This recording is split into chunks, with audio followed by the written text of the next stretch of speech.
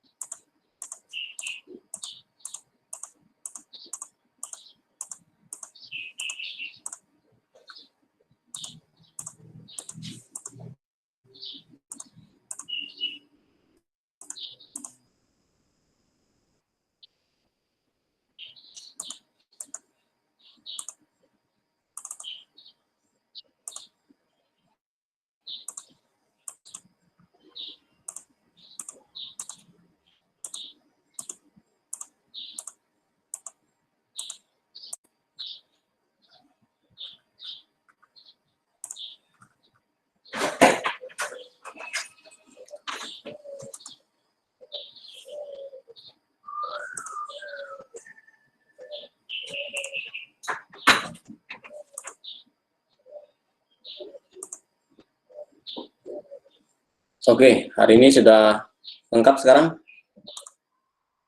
31.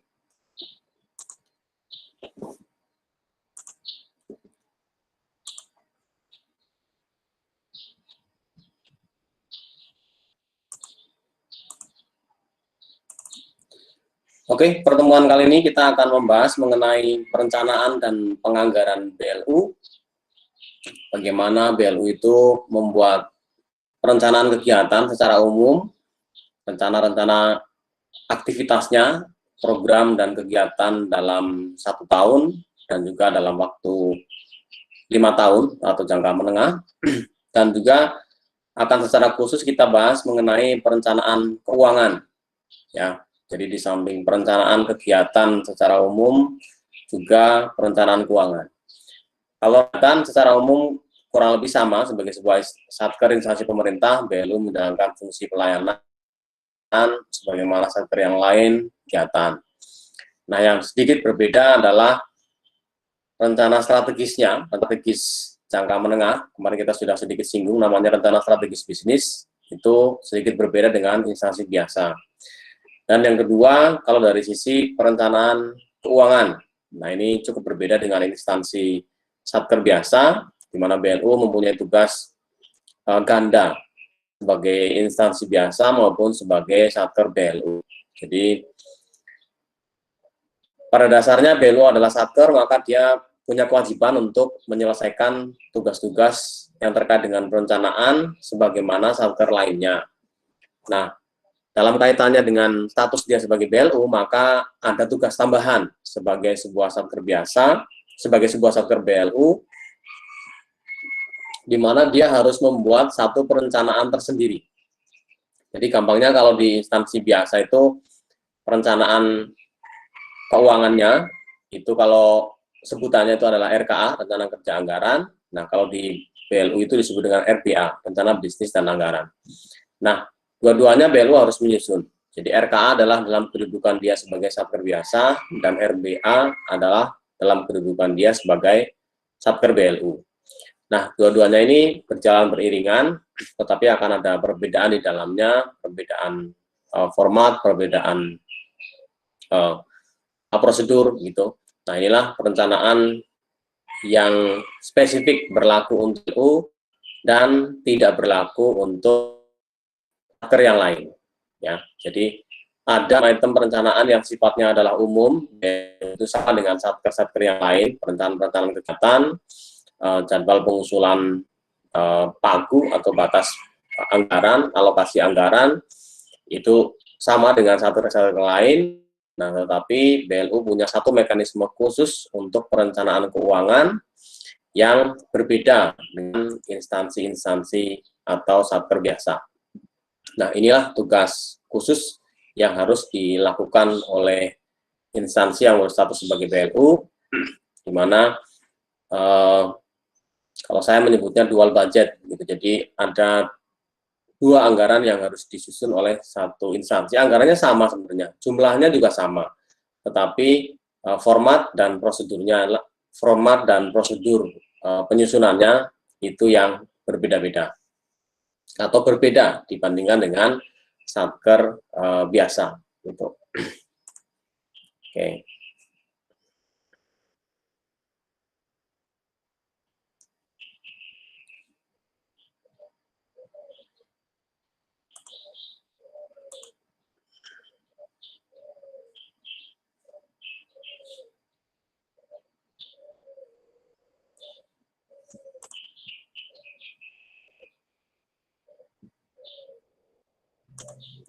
Ya, saya akan bagikan layarnya.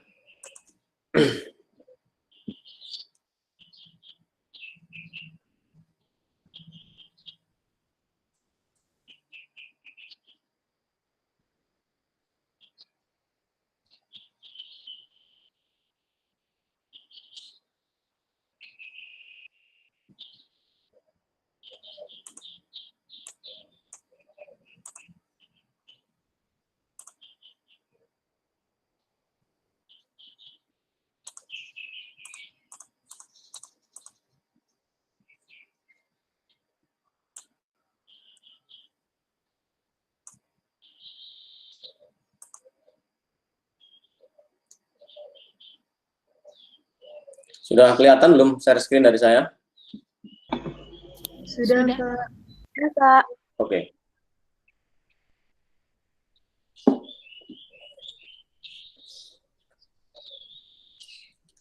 Ya, kita mulai. Jadi ini pokok bahasan kita hari ini tentang perencanaan dan penganggaran BLU dari rencana strategis, dan nanti kita akan fokus kepada perencanaan, kepada penganggarannya atau perencanaan anggaran.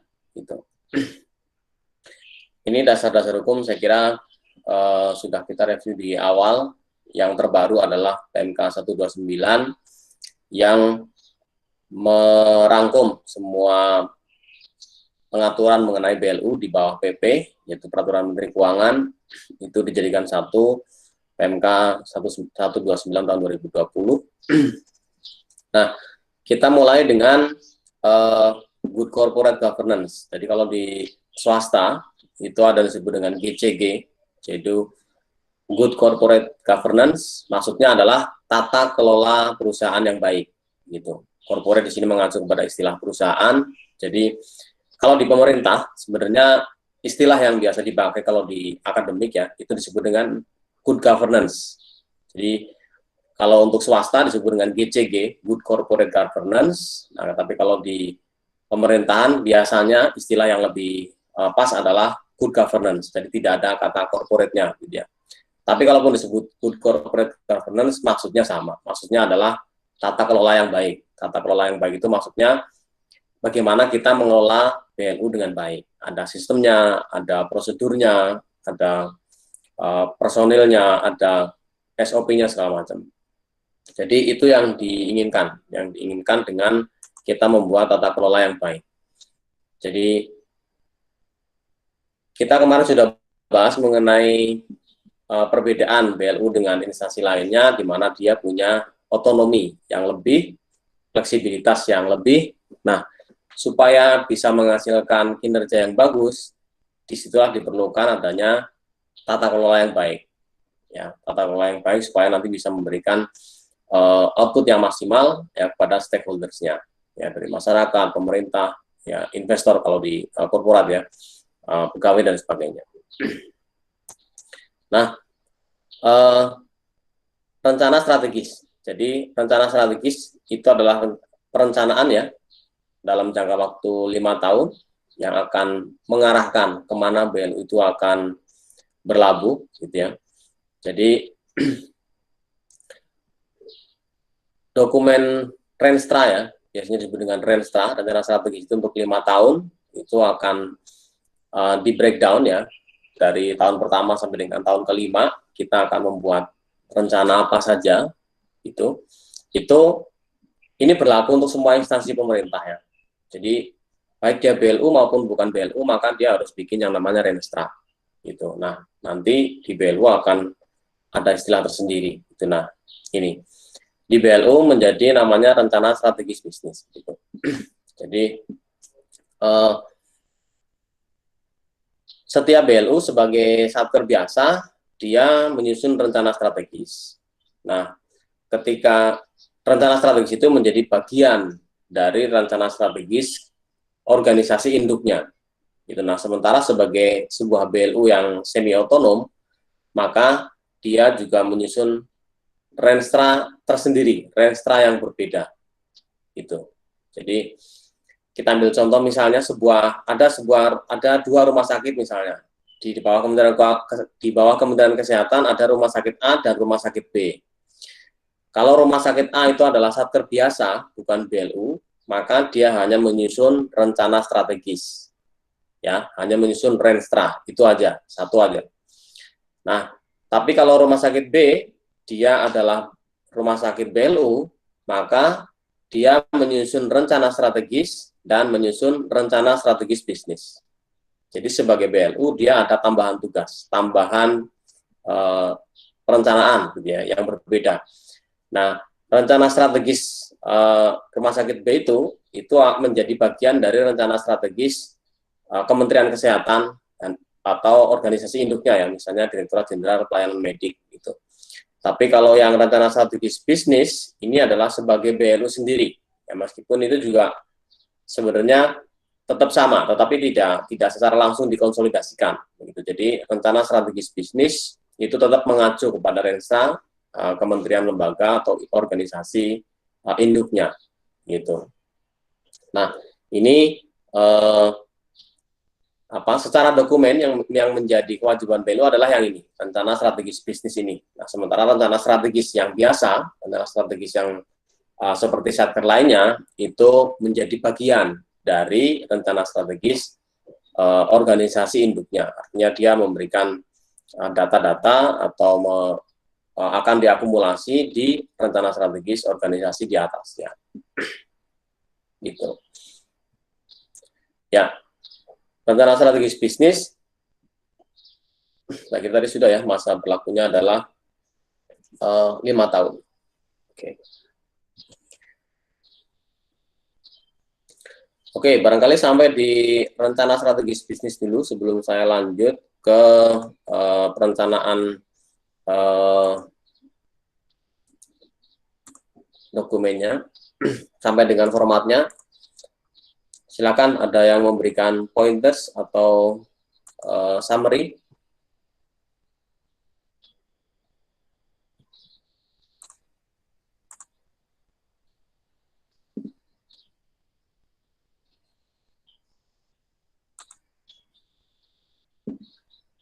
Tentang rencana strategis dan rencana strategis bisnis.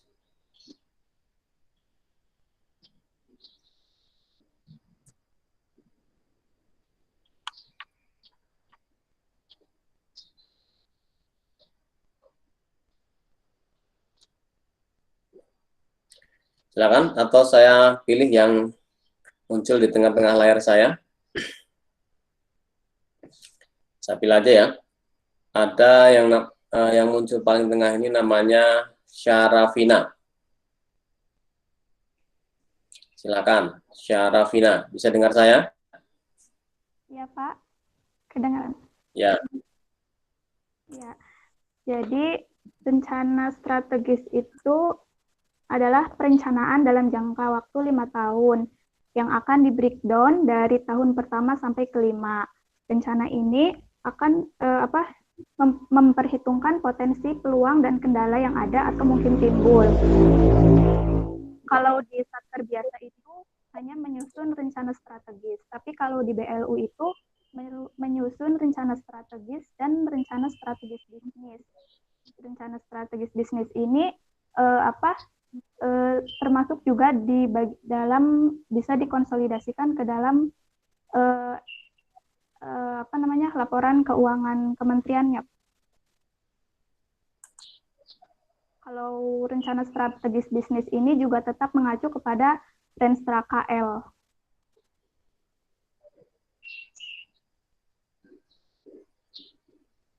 Ya, oke. Terima kasih, Syarafina. Ya, jadi rencana strategis itu dikonsolidasikannya dengan rencana strategis juga. Jadi kalau laporan keuangan ya dikonsolidasikan dengan laporan keuangan. Renstra dikonsolidasikan dengan Renstra. Gitu. Jadi maksud saya Renstra di instansi biasa itu akan dikonsolidasi ke atas. Gitu. Sama seperti orang menyusun laporan keuangan, ya, yang instansi di bawahnya akan dikonsolidasi dengan di atasnya. Renstra juga seperti itu. Jadi Renstra di satu instansi nanti akan dikonsolidasi dengan atasnya, sampai dengan Renstra kementerian, gitu ya. Nanti akan menjadi Renstra negara, gitu ya, nasional. Nah, rencana strategis bisnis BLU juga konsepnya sebenarnya sama seperti itu, ya. Konsepnya dia tetap mengacu kepada Renstra kementerian induknya, meskipun tidak secara langsung bisa dikonsolidasi, gitu ya. Oke, kita lanjutkan ke detail dari Renstra ini. Renstra bisnisnya BLU itu seperti apa, ya. Jadi tadi adalah konsepnya bahwa BLU itu punya dua tugas, ya, menyusun Renstra, bagian dari Renstra Kementerian Induk dan juga rencana strategis bisnis. Nah, ini saya kira ini tidak akan saya ulangi semuanya, ya. Di mata kuliah lain barangkali sudah pernah mendapatkan kerangka seperti ini dari Undang-Undang Sistem Perencanaan Pembangunan Nasional dan Undang-Undang Keuangan Negara, kemudian diterjemahkan menjadi Rencana Pembangunan Jangka Panjang Nasional, kemudian Rencana Pembangunan Jangka Menengah Nasional, kemudian menjadi Rencana Kerja Pemerintah, dan yang di sisi kanan itu adalah keuangannya. Jadi perencanaan dan keuangan ini dua hal yang berjalan beriringan. Jadi yang sebelah kiri, Undang-Undang Sistem Perencanaan Pembangunan Nasional itu lebih pada perencanaan programnya. Jadi apa yang mau dilakukan atau pembangunan apa yang direncanakan itu tercakup di Undang-Undang Sispenas, sementara Undang-Undang Keuangan Negara mengcover berapa dana yang dibutuhkan. Gitu. Jadi tadi rencana jangka panjang, rencana jangka menengah, kemudian RPJP itu 25 tahun, kemudian RPJM itu 5 tahun, kemudian RKP itu 1 tahun. Ya, nanti disinkronize dengan APBN atau ya RAPBN atau APBN 1 tahun. Nah, demikian juga masing-masing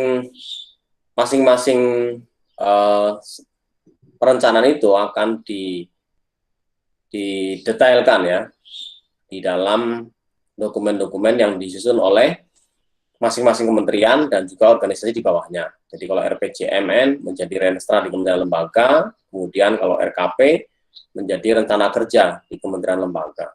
Gitu. Nah, di salah satu breakdown-nya adalah menjadi rencana strategis bisnis BLU. Gitu. Nah, ketika instansi biasa menyusun RKA, nah, maka di BLU ada tambahannya, yaitu menyusun RPA. Gitu. Ini positioning, ya, dari Renstra maupun RPA BLU dalam kerangka perencanaan pembangunan secara umum. Ini kita bicara di lingkup pemerintah pusat, ya, kita tidak mencakup di APBD, ya, yang di pemerintah daerah. Tentu ada skemanya mirip, gitu ya, skemanya mirip seperti itu. Nah, sekarang unsur-unsur yang harus ada dalam satu RSB, ya, rencana strategis bisnis di BLU. Jadi ini juga mirip dengan Renstra biasa, rencana strategis Satker biasa, di mana berisi visi, misi, dan seterusnya, kemudian evaluasi atas rencana strategis sebelumnya, kemudian rencana strategis dalam 5 tahun ke depan itu seperti apa, dan disertai dengan indikator kinerja. Gitu. Ini salah satu contoh, ya, format dari rencana strategis bisnis. Jadi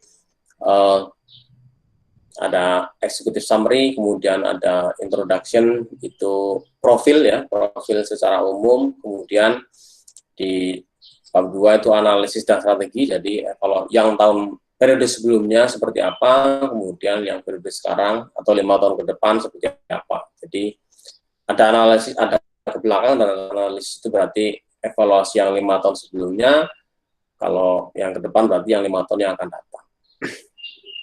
Gitu. Dan isinya hanya analisis begitu ya, program, strategi, kemudian kegiatan-kegiatan dan indikator kinerjanya gitu.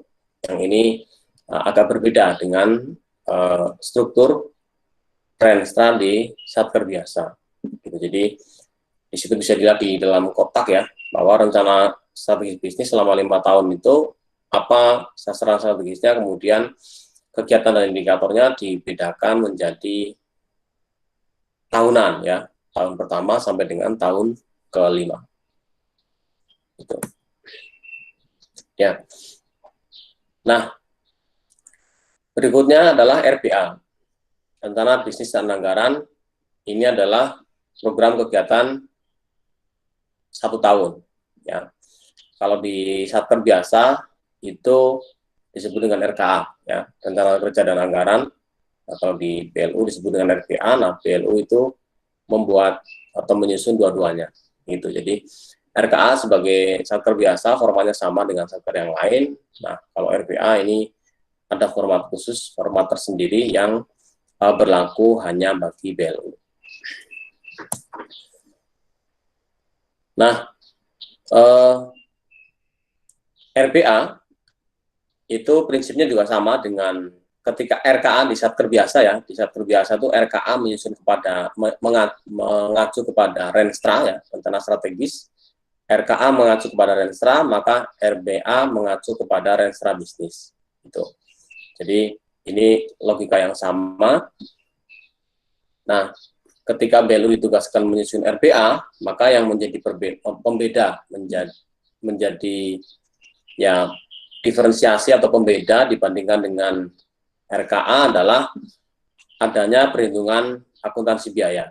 Ya, kalau basis kinerja, saya kira di RKA juga sudah menggunakan basis kinerja, tetapi di BLU berlaku perhitungan cost accounting. Jadi akan dibedakan biaya di BLU itu antara biaya langsung dan tidak langsung. Ya. Kemudian ada juga menyesuaikan belanja BLU itu menyesuaikan dengan pendapatan yang diterima. Itu ini juga fitur khusus ya bagi BLU yang tidak dimiliki oleh Satker lain. Artinya kalau Satker lain dia hanya akan melihat pagu alokasi anggaran dari APBN. Ya, sumber pendapatannya dari alokasi APBN, maka berapa pagu yang diberikan, yaitulah kemudian di breakdown menjadi item-item belanja. Sementara kalau di BLU tidak cukup seperti itu. Setiap BLU pasti akan dapat alokasi dana dari APBN. Ya, tidak ada BLU yang semua sumber pendapatannya murni dari pendapatan dia sendiri. Artinya porsi belanja yang sumber pendanaannya ya, belanja yang sumber pendanaannya dari APBN, maka tentu disusun sesuai dengan ketentuan penganggaran APBN. Kita tidak perlu melihat berapa jumlah penerimaan atau pendapatan kita. Tetapi untuk belanja yang sumber pendanaannya adalah dari pendapatan BLU itu sendiri, maka dia bisa bersifat fleksibel. Belanjanya bisa naik turun sesuai dengan naik turunnya pendapatan atau belanja kita. Ya, kalau di Satker biasa itu tidak bisa, itu sudah fix. Alokasi pagunya misalnya 100, ya kita tidak bisa naik dari 100. Gitu. Tapi kalau di BLU itu bisa, itu disebut dengan anggaran fleksibel. Itu bahwa kita anggarkan 100, tapi kalau nanti pendapatan kita naik jadi 110, maka belanja kita bisa naik jadi 105 misalnya. Itu karena apa? Karena pendapatannya naik. Itu sumber salah satu fleksibilitas yang dimiliki oleh BLU, itu RPA. Nah, RPA itu juga terintegrasi dengan yang namanya indikator kinerja utama atau IKU. Ya, jadi satuan kerja instansi pemerintah itu sekarang sudah masif menggunakan yang namanya IKU. Nah, tetapi di RBA ini yang spesifik adalah adanya tadi ya, yang saya sebut tadi, contohnya adalah yang saya sebut tadi, fleksibilitas tadi, itu sebutannya adalah ambang batas, gitu ya. Ambang batas ini pagu lah, gitu ya, kalau di instansi biasa. Pagu misalnya punya pagu anggaran 100 miliar, gitu. Kalau instansi biasa, maka dia tidak akan bisa belanja di atas 100 miliar, karena ya itulah pagu anggarannya segitu, gitu. Tapi kalau BLU bisa. Kalau BLU meskipun anggarannya ya, anggaran belanjanya atau tipanya adalah 100 miliar begitu, tetapi dia punya ambang batas, fleksibilitas. Nah, ambang batas fleksibilitas ini biasanya dinyatakan dalam persentase gitu. Jadi misalnya contohnya adalah ambang batas 10%, maka kalau pagu dia adalah 100 M, maka dia bisa punya fleksibilitas ambang batasnya itu menjadi 110 gitu ya, karena ditambah dengan 10%. Nah, di Satker biasa tidak mungkin bisa ya, ketika ambang batasnya atau pagunya adalah 100, ya sudah maksimal ya 100 belanjanya. Tapi kalau BLU, kalau dia anggarannya adalah 100, nah dia punya ambang batas 10%, maka dia bisa belanja sampai dengan 110 gitu ya. Kalau misalnya BLU dikasih ambang batas 20%, maka kalau pagunya 100, dia bisa belanja sampai dengan 120 gitu. Nah, ambang batas ini berlaku ketika pendapatan dia naik. Ya, jadi ambang batas ini berlaku untuk belanja yang sumber pendanaannya adalah dari pendapatan BLU itu sendiri. Jadi pendapatan BLU secara umum bisa dibagi jadi dua, yaitu pendapatan yang sumbernya dari APBN dan pendapatan yang sumbernya dari pendapatan BLU sendiri. Ya, jadi BLU itu seperti kemarin ya, BLU itu misalnya rumah sakit melayani pasien, kan dia dapat uang tuh. Nah, uang itu namanya pendapatan BLU, pendapatan kita sendiri. Dia sementara untuk bayar gaji pegawai dan sebagainya itu kan dia dapat alokasi dana dari APBN. Jadi secara umum ya, sumber dana BLU itu bisa diklasifikasi jadi dua, yaitu pendapatan sumber dana dari APBN dan sumber dana dari operasional atau pelayanan BLU ya. Ya sebut aja gampangnya adalah APBN dan pendapatan sendiri. Ya, kalau yang APBN ini sudah jelas maksimalnya ada berapa, maksimal anggarannya atau pagunya sudah ditetapkan dan tidak bisa melebihi pagu itu. Kalau dikasih 100 ya maksimal dipakai 100 gitu ya, nggak bisa melebihi. Nah, tapi kalau yang belanja yang sumber pendanaannya dari pendapatan sendiri, maka diberikan ambang batas, boleh melebihi pagu yang sudah ditetapkan dengan syarat bahwa pendapatan kita naik gitu. Misalnya tadi ya, kita mau belanja yang pakai pendapatan sendiri itu kita sudah anggarkan 100 gitu ya. Kenapa belanja 100? Ya karena pendapatan saya kita perkirakan akan segitu gitu ya. Meskipun tidak selalu dihabiskan. Katakanlah kita pakai contoh dihabiskan misalnya. Saya akan memperoleh pendapatan 100 sehingga belanjanya 100 gitu ya. Nah, tetapi yang namanya pelayanan atau ya dalam tanda kutip bisnis itu kan kita nggak tahu ya, kadang-kadang di luar ekspektasi ternyata kita dapat pendapatan yang di atas itu gitu. Misalnya kita rencanakan dapat uang 100, ternyata dapatnya 150 gitu. Nah, dalam keadaan seperti ini BLU boleh naik belanjanya mengikuti kenaikan pendapatannya gitu. Itu namanya ambang batas fleksibilitas gitu ya. Ada yang menyebutnya dengan fleksibilitas, tapi kalau di bahasa peraturan disebut dengan ambang batas gitu ya, atau kalau dalam bahasa yang biasa dipakai sehari-hari itu namanya pagu gitu ya, itu istilah yang mengacu kepada hal yang sama gitu. Oke, sebelum sampai ke aspek-aspek RBA, silakan ada yang memberikan summary terutama terkait dengan tadi ya RBA dan ambang batas. Silakan.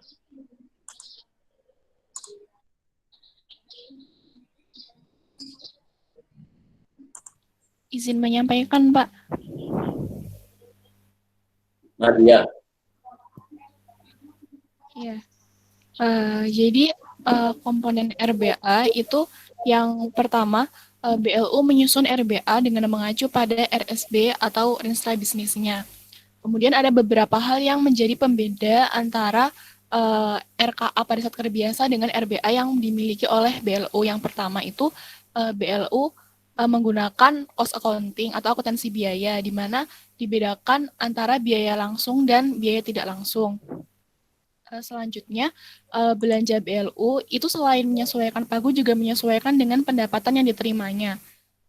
Kalau satker lain itu kan cuman melihat pagu karena sumber pendanaannya itu dari APBN. Sementara kalau di BLU itu ada sumber pendanaan dari APBN dan juga ada pendapatan yang dia terima.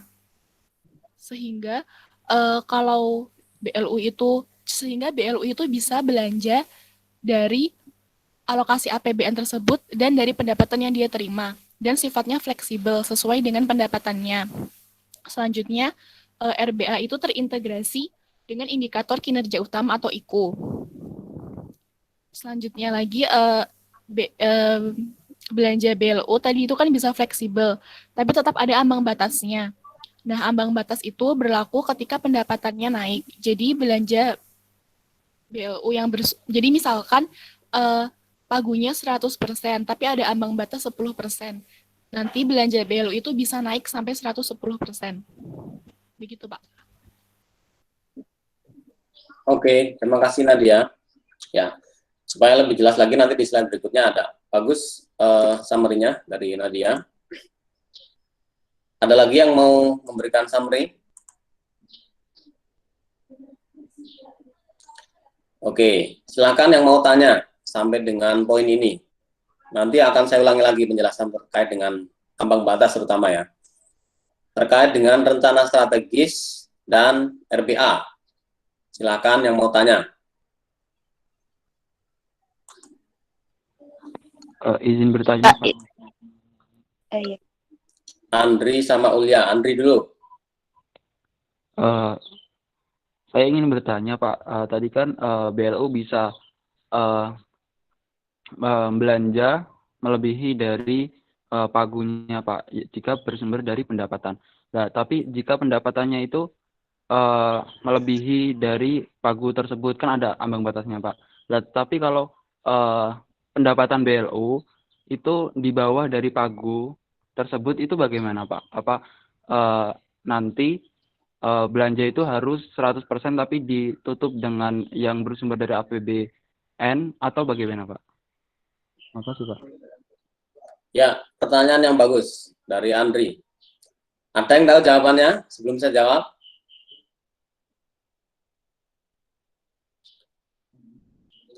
Bagaimana kalau pendapatan BLU ternyata lebih rendah dibandingkan dengan rencananya gitu ya. Misalnya BLU merencanakan pendapatan 100 sehingga dia merencanakan belanja 100. Kalau naik kan tadi dia bisa naik ya. Ternyata pendapatannya jadi 120 maka belanjanya bisa naik jadi 110 misalnya. Kalau dia dikasih ambang batas 10%. Nah, sekarang kalau ternyata pendapatannya bukannya 100 tapi malah jadi 90. Bagaimana itu? Kan berarti kurang uangnya ya. Apakah akan ditutupi dari APBN atau bagaimana? Izin Pak. Ya, Nurul. Izin menjawab pertanyaan Andri, mohon koreksi kalau salah ya Pak. Kalau misalkan pendapatan BLU berkurang tapi belanjanya itu pendapatannya tidak mencukupi untuk belanjanya, sepengetahuan saya itu ditutupi dari APBN Pak. Jadi itu BLU itu bisa setahu saya tuh kalau BLU kayak merugi itu nanti bisa ditutup sama APBN, kayak dibantu sama APBN begitu Pak. Ya, terima kasih Nurul. Ada lagi yang mau berpendapat?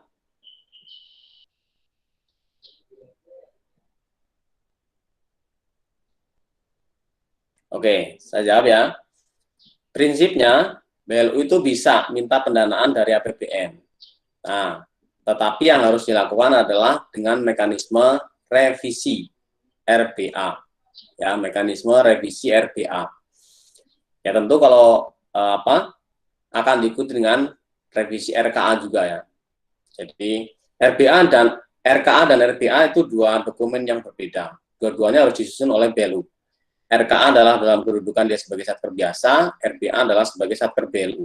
Nah, tetapi kewajiban kalau mau switch dana tadi ya, dari belanja yang tadinya sumbernya harusnya dari pendapatan sendiri, ternyata pendapatan sendiri nggak cukup, kemudian akan di-switch menjadi belanja yang sumber pendananya akan di-switch ke APBN ya, supaya ditalangi APBN, prinsipnya ini bisa. Tetapi yang pertama, dia harus melakukan revisi RBA. Dan revisi RBA itu harus disetujui oleh Dewan Pengawas, karena itu akan mengubah komposisi sumber dana APBN dan sumber dana BLU. Ya, jadi kalau tadi sumber pendanaan BLU itu dikategorikan ada dua, sumber pendanaan APBN dan BLU ya, atau kalau dalam bahasa RKKL itu disebut dengan rupiah murni dan PNBP, gitu ya.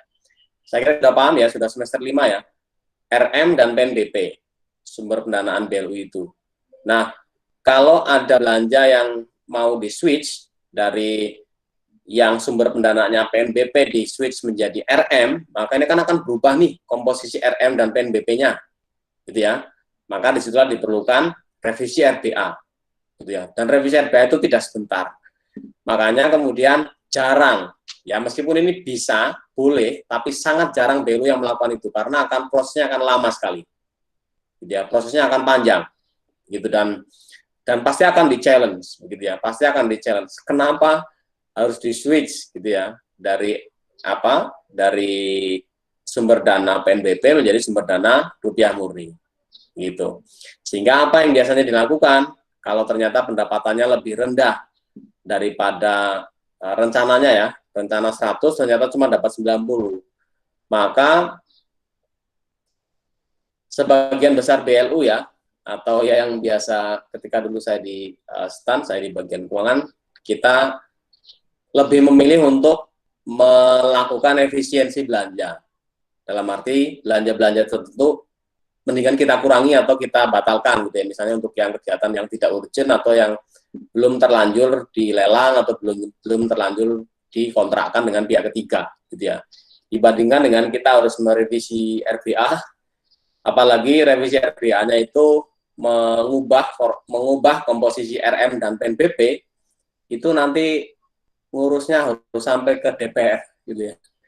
Itu capek lah ininya prosesnya atau perjuangannya terlalu panjang begitu, sehingga meskipun tapi yang jelas itu boleh ya, bisa. Jadi alternatifnya gimana kalau pendapatan lebih rendah daripada yang direncanakan gitu ya. Alternatifnya yang pertama bisa minta ditalangin oleh APBN, dan itu boleh gitu ya. Tapi tadi itu harus revisi RBA-nya itu mengubah komposisi RM PNBP, prosesnya akan panjang, sehingga umumnya yang dilakukan adalah yang kedua, gitu ya, tidak switch dari PNBP ke RM, tetapi disesuaikan juga belanjanya, gitu ya, disesuaikan juga belanjanya dengan penerimaan kita cuma 90, ya udah belanja kita ya disesuaikan maksimal segitu, gitu, supaya nggak repot, gitu ya, dengan revisi RBA yang prosedurnya itu akan panjang dan memerlukan effort yang besar sekali, gitu. Oke, tadi siapa ya selain Andri Kuliah kalau nggak salah, silakan. Ya Pak, izin bertanya Pak, terkait ambang batas itu ditetapin oleh siapa ya Pak? Terus dalam penetapannya itu mempertimbangkan faktor-faktor apa saja gitu, kan dalam bentuk presentase. Ya, terima kasih Kuliah, bagus pertanyaannya. Ambang batas itu ditetapkan oleh Menteri Keuangan, ya oleh DJA pada saat melakukan review ya terhadap usulan RKA atau usulan RTA, gitu ya. Jadi RBA dan RKA itu sebenarnya ya kembar lah gitu ya, cuman beda format aja. Ini sama-sama usulan anggaran. Jadi BLU juga ngisi RKA, kemudian ngisi RBA. Nah, ketika ini diusulkan akan ditelaah oleh DJA, itu nanti di situ akan ditetapkan berapa ambang batas BLU, gitu ya, dalam bentuk persentase. Tapi umumnya, yang mungkin 90 atau 95% BLU itu diberikan ambang batas 10% sama DJA. Itu, jadi itu angka yang berlaku universal lah gitu ya. Kecuali ada BLU khusus yang mungkin ambang batasnya perlu dinaikin lebih dari 10% gitu ya. Tapi secara umum DJA itu akan ngasih ambang batas bagi sebagian besar BLU, kayak gitu. Dan itu ditetapkannya oleh Kementerian Keuangan atau DJA pada saat mereka melakukan penelaahan atau review terhadap usulan anggaran ya, di tahap RKA dan di tahap RBA gitu. Oh ya, saya jelasin sedikit mumpung belum lupa ya. Jadi RKA dan RBA itu dua barang yang sama, tapi kemudian yang kalau secara proses ya, yang membedakan adalah kalau RKA itu di DJA aja, sementara kalau RBA itu mampir sebentar ke Direktorat PKBLU.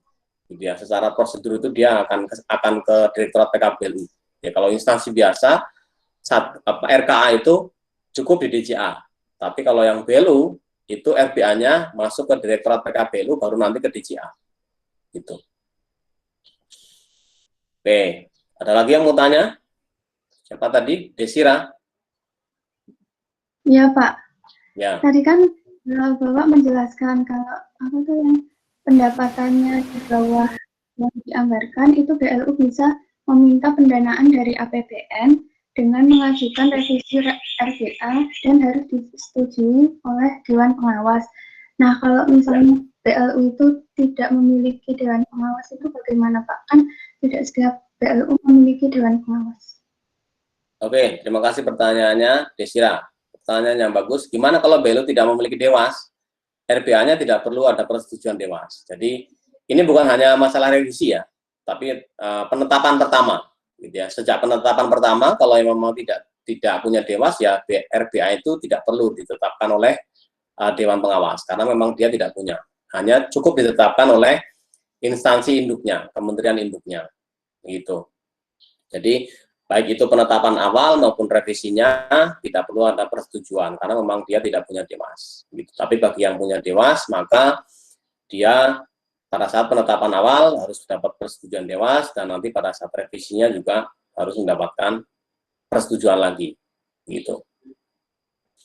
Gitu ya. Baik, terima kasih, Pak. Ada lagi yang mau tanya? Ada yang bertanya, Pak. Nabila. Tadi kan disebutkan ya Pak bahwa RSB ini disusun untuk 5 tahun ke depan.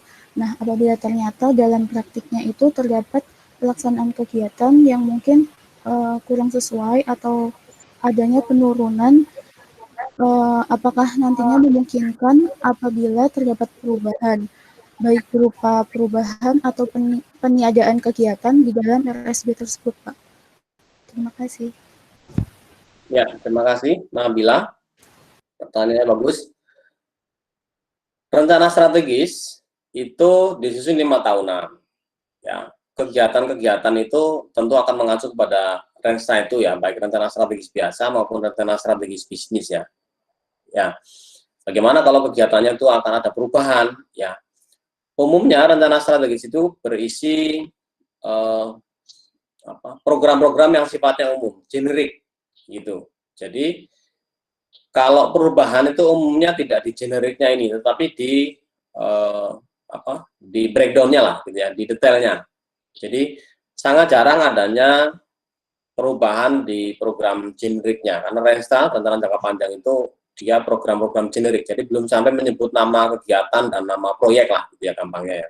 Apalagi menyebut jumlah uang secara detail, gitu ya. Secara gelondongan ada, tetapi jumlah detailnya itu belum. Jadi tidak ada masalah kalau kita mau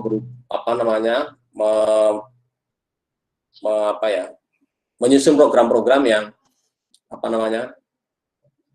program-programnya bukan program baru ya, jadi induknya itu akan tetap sama, gitu ya. Jadi kalau ada perubahan program bagaimana? Bisa saja terjadi perubahan Renstra, gitu ya. Tetapi itu kejadiannya sangat jarang biasanya, karena Renstra itu diakumulasi atau dikonsolidasi di level kementerian, gitu ya. Kapan atau apakah mungkin Renstra itu berubah dari misalnya yang direncanakan A kemudian nantinya berubah di tengah jalan jadi B, gitu ya. Itu bisa, tapi kejadiannya sangat jarang. Itu hanya terjadi misalnya kalau ada pergantian menteri, gitu ya. Karena berbeda menteri mungkin akan berbeda rencana, gitu ya. Tapi itu pun belum tentu. Ketika ganti menteri yang baru bisa jadi tetap udah pakai Renstra yang lama aja, menteri yang sebelumnya, gitu ya. Artinya kalau ganti menteri di tengah-tengah kabinet ya, gitu ya. Tapi kalau tidak ganti menteri, saya kira Renstra tidak akan berubah gitu ya, karena dia isinya hanya pokok-pokok utama, sedangkan apa yang akan kita kerjakan setiap tahun itu nanti adanya di RKA gitu ya, atau Renja gitu ya. Kalau di kementerian namanya Renja ya, rencana kerja. Kalau nanti di breakdown menjadi budget menjadi RKA gitu ya. Jadi kalau kita mau mengubah rencana ya bukan mengubah ya, artinya mengusulkan satu kegiatan baru, program yang misalnya di tahun sebelumnya nggak ada gitu ya, itu tidak masalah. Yang penting kita masukkan ke dalam rencana kerja anggaran tahun ini atau tahun depan gitu. Jadi tidak perlu mengubah renstranya, karena renstra itu 5 tahunan. Yang bisa kita atur atau kita sesuaikan adalah RKA-nya atau rencana kerjanya yang tahunan gitu ya.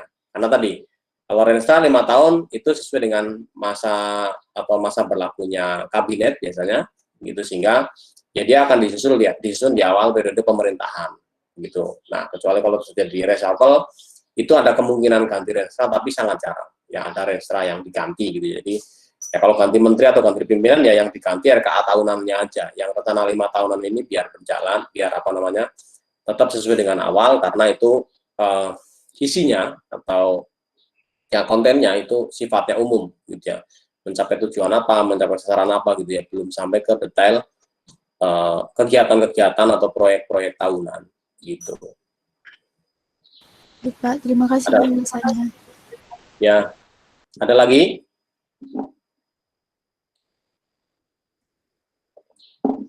Oke, kita lanjutin ya. Sekarang tadi sampai ke komponen RPA.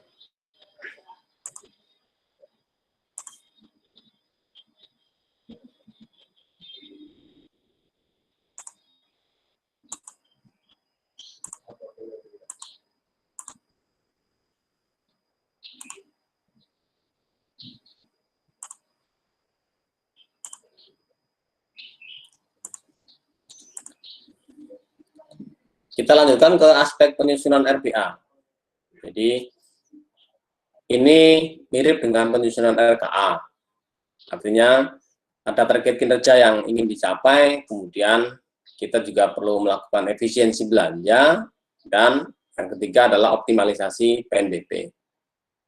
Jadi ini analisis gitu ya, analisis sebelum kita sampai kepada menyusun RPA, kinerja kita menyesuaikan dengan atau mengacu kepada rencana strategis bisnis gitu ya. Kemudian kita juga mengatur bagaimana supaya belanja itu juga efisien gitu, dalam arti tidak harus dihabiskan gitu. Kemudian kita juga tetap mengacu kepada standar biaya gitu ya. Jadi di BLU itu juga berlaku standar biaya yang sama dengan satker biasa ya, meskipun ada juga yang nanti bersifat khusus berlaku untuk BLU. Dan juga bagaimana mengoptimalisasi pendapatan ya, potensi-potensi PNBP yang ada itu digali ya, dan secara bisnis juga memperhatikan kira-kira organisasi atau BLU kita ini punya diferensiasi di mana dibandingkan dengan penyedia jasa lain. Gitu, misalnya sesama rumah sakit, kalau rumah sakit ini khusus rumah sakit bedah, rumah sakit ini unggul di bidang misalnya pengobatan paru-paru misalnya. Nah, setiap rumah sakit biasanya punya image seperti itu gitu ya. Nah, itu yang akan digali gitu. Kemudian ini sudah ya, isinya tadi yang paling berbeda adalah ambang batas gitu ya. Ada estimasi saldo juga, jadi saldo awal dan saldo akhir. Ini juga cukup berbeda dibandingkan dengan instansi biasa ya. Kalau instansi biasa, satker biasa, itu RKA-nya tidak mengenal saldo awal, saldo akhir.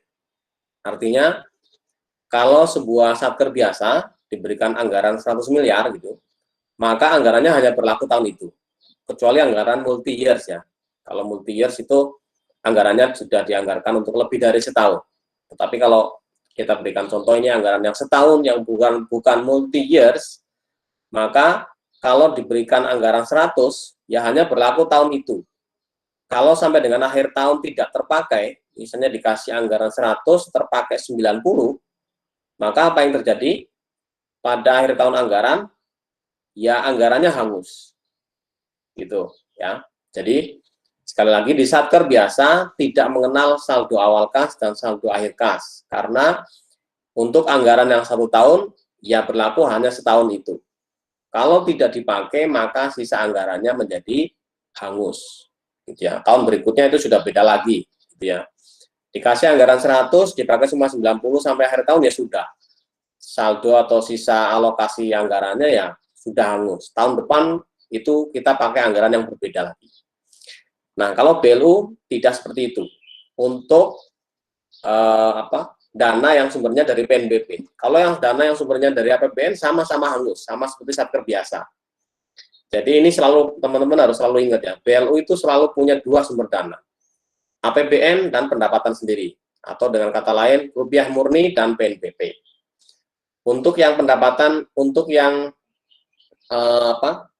penganggaran yang dari APBN atau rupiah murni, ini berlaku ketentuan yang sama dengan Satker biasa. Bahwa ada pagunya, pagu itu nggak boleh dilewatin, akhir tahun itu pagu kalau nggak dipakai hangus, itu sama ketentuannya. Nah, yang kedua, kalau yang sumber pendanaan yang dari pendapatan sendiri, atau yang dari PNBP, inilah yang beda, gitu ya.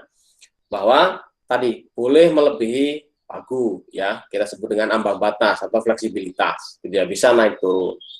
Dan yang kedua, dia kalau nggak dipakai itu nggak hangus, gitu ya. Itu akan di carry forward ya, akan dibawa ke tahun berikutnya.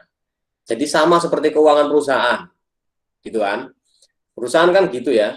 Kalau misalnya pendapatan 100, belanja 90, gitu ya. Kan ada uang sisa 10 itu, gitu. Nah, 10 ini kan akan jadi laba kan akan jadi return earning dan akan di forward ke tahun berikutnya ya, terbawa di neraca tahun berikutnya, begitu. Jadi masuk kalau laporan rugi laba, terus intinya akan dibawa nih saldo sisa uang itu akan dibawa ke tahun berikutnya, gitu ya. Pengelolaan keuangan di korporat kan kayak gitu. Nah, BLU juga meniru konsep begitu. Jadi saldo uang di akhir tahun itu akan dibawa menjadi saldo awal tahun berikutnya, gitu. Kalau instansi biasa punya saldo uang berapapun, gitu ya, itu wajib disetorkan ke kas negara dan clear, gitu ya, close, tutup tahun itu saldo akhir bendahara itu harus 0, gitu. Tapi kalau BLU enggak, BLU itu sisa uangnya boleh dibawa ke tahun berikutnya, gitu, kalau nggak dipakai, gitu ya, atau misalnya sisa, gitu ya. Dan ya hampir pasti BLU itu punya sisa. Ya tidak mungkin dia akan uangnya 100% habis, itu hampir tidak pernah ada. Gitu. Jadi dia akan punya sisa entah jumlahnya sedikit atau banyak, itu akan selalu terbawa. Sehingga di DIPA BLU itu akan selalu muncul saldo awal. Gitu. Jadi selain kita pendanaan untuk tahun sekarang, selain didanai dari pendapatan tahun sekarang, pendapatan sendiri ya, maupun dari pendapatan APBN, kita juga punya sisa duit tahun kemarin. Gitu ya, itu kita bawa ke tahun sekarang, gitu. Oke, ya kalau yang akrual dan sebagainya, saya kira konsepnya sama dengan instansi biasa ya. Ya, istilah fleksibel budget ini ya tadi ya, breakdown-nya adalah atau dilaksanakan dalam prakteknya ya. Fleksibel budget adalah anggaran fleksibel. Nah, yang dimaksud dengan anggaran fleksibel itu seperti apa? Ya tadi itu, ambang batas itu tadi. Atau disebut dengan, kadang-kadang disebut dengan ambang batas fleksibilitas. Atau kadang-kadang disebut dengan fleksibilitas, gitu aja. Jadi ini term-term yang mengacu kepada hal yang sama. Gitu ya. Jadi istilah termnya, istilah umum atau istilah generiknya, atau istilah akademiknya adalah fleksibel budget. Nah, kalau di BLU, di dokumen itu ada yang namanya ambang batas, atau fleksibilitas. Gitu ya. Nah, dalam bentuk persentase belanja yang bisa menyesuaikan dengan kenaikan dan penurunan pendapatan kita sendiri. Begitu. Oke. Ya, jadi ini resumenya. Ini skema ya, kalau dibuat jadi gambar jadi seperti ini ya. Jadi anggaran Ya umumnya di Satker biasa maupun BLU ya akan menganggarkan pendapatan dan belanja itu maksimal sama, gitu ya. Artinya belanja akan maksimal dianggarkan sesuai dengan pendapatan. Ini berbeda dengan kalau APBN ya, kalian sudah belajar APBN. Kalau nyusun APBN itu belanja lebih besar dari pendapatan itu tidak masalah, gitu ya. Anggaran kita itu defisit, nanti bisa ditutup dengan pembiayaan. Salah satunya adalah dengan utang, gitu. Jadi kalau nyusun anggaran atau budget APBN, ya belanjanya melewati pendapatan itu nggak masalah, gitu. Karena nanti negara akan cari sumber pembiayaan, ya cari utang lah, gitu gampangnya. Nah kalau BLU atau Satker ya nggak bisa begitu. Satker ya belanjanya maksimal sesuai dengan pendapatannya, gitu. Ini Satker yang punya pendapatan ya, tidak semua Satker punya pendapatan, gitu. Dan ini untuk sumber pendapatan yang dari PNBP. Artinya kalau yang sumber pendapatan Satker yang belanjanya hanya dari APBN, pendapatannya 0, gitu ya, dan itu tidak masalah, gitu. Nah, kita bicara Satker yang sumbernya adalah 2 dari APBN dan dari PNBP. Skema ini yang dimasukkan di sini pendapatan dan belanja yang berasal dari hasil layanan atau pendapatan BLU sendiri. Ya, maka di sini ada ambang batas fleksibilitas. Ketika pendapatan naik, maka belanja boleh naik. Gitu ya. Ketika pendapatan turun, ya tadi opsinya bisa minta ditalangin dari APBN, gitu ya. Tetapi umumnya itu tidak dilakukan, gitu ya. Itu akan berat untuk menjustifikasinya, kecuali kasus khusus ya. Kasus khusus kalau ada penugasan khusus dari pemerintah misalnya untuk pelayanan yang harus digratiskan misalnya sehingga pendapatan turun drastis, maka bisa diambil opsi itu, gitu ya. Tapi tadi prosedurnya akan panjang, sehingga yang akan dilakukan oleh BLU umumnya adalah kalau pendapatannya menurun, ya belanjanya disesuaikan, gitu. Jadi persentase ambang batas atau persentase fleksibilitas ya, penerapan dari fleksibel budget itu akan dicantumkan di dalam DIPA. Jadi di dalam DIPA BLU itu tadi ya, yang membedakan DIPA BLU dengan DIPA Satker biasa adalah adanya ambang batas ini. Ya, belanjanya bisa naik turun. Dan yang kedua adanya saldo awal. Ya, saldo awal yang merupakan akumulasi atau sisa uang dari tahun sebelumnya. Dan kalau nanti nggak kepakai lagi akan terakumulasi dari tahun berikutnya lagi. Nggak kepakai lagi ya terakumulasi, ya gitu. Oke, sampai di sini silakan yang memberikan summary-nya. Izin Pak, memberikan summary. Ya. Izin, baik Pak. Yang pertama itu perbedaan terkait Satker dan juga BLU. Jika Satker itu RKA-nya tidak mengenal saldo awal dan saldo akhir. Jadi hanya karena dia dari APBN maka hanya berlaku untuk tahun tersebut, kecuali untuk multi years. Jadi misalnya dia punya pagu 100, tapi dia cuma realisasinya hanya 90, maka 10 sisa pagu 10-nya itu hangus. Lalu jika BLU, jika dari APBN maka mengikuti konsep seperti di Satker tersebut. Tapi jika pendapatannya dari PNBP, dia bisa, karena punya fleksibilitas tadi, dia bisa melebihi pagu maupun kurang dari pagu bila pendapatannya berkurang. Kalau anggarannya misalnya sisa nggak dipakai, itu maka dia nggak hangus, tapi akan dibawa ke tahun selanjutnya. Nanti akan ada di saldo awal DIPA, di DIPA BLU-nya ada saldo awal. Lalu ada di BLU itu ada flexible budget, itu bisa nama lainnya ambang batas atau ambang batas fleksibilitas. Itu persentase belanja yang menyesuaikan dengan kenaikan atau penurunan pendapatan. Lalu penerapan flexible budget itu di BLU bila pendapatannya naik, maka belanjanya bisa naik sesuai dengan ambang batas. Begitu juga ketika pendapatannya turun, maka belanjanya bisa turun. Tapi ketika pendapatannya turun, BLU bisa meminta revisi RBA dan RKA dari APBN, tapi itu lama. Jadi sebaiknya biasanya mereka akan menurunkan belanja sesuai dengan pendapatannya. Nah, terus perbedaan DIPA BLU dengan DIPA Satker adalah dalam DIPA BLU ada ambang batas, lalu juga ada saldo awal yang merupakan akumulasi dari tahun-tahun sebelumnya. Begitu, Pak. Oke, terima kasih Amandia, lengkap resumenya. Ya, poin-poinnya saya kira sudah saya sampaikan beberapa kali ya, berulang, dan sudah diterima dengan baik. Ada yang mau tanya? Silakan. Izin bertanya, Pak. Saya Rizky Galitu. Ada Rizky dan ada Pak. Ya, Rizky dulu. Saya Rizky Galitu Cahyo, Pak. Absen 26. Izin bertanya, Pak. Untuk anggaran BLU yang berasal dari PNBP itu kan jika sisa itu boleh digunakan untuk tahun anggaran selanjutnya, Pak. Apakah nanti itu, bukankah itu akan menjadi cash idle, Pak? Lalu bagaimana cara BLU untuk mengelola cash idle itu, Pak? Ya, terima kasih pertanyaan yang bagus dari Rizky. Ya, jadi kalau sisa duit BLU kemudian dibawa ke tahun berikutnya, nanti sisa lagi dibawa lagi, kan nanti jadi numpuk gitu ya, kasnya jadi banyak gitu ya, ini jadi idle cash, gimana?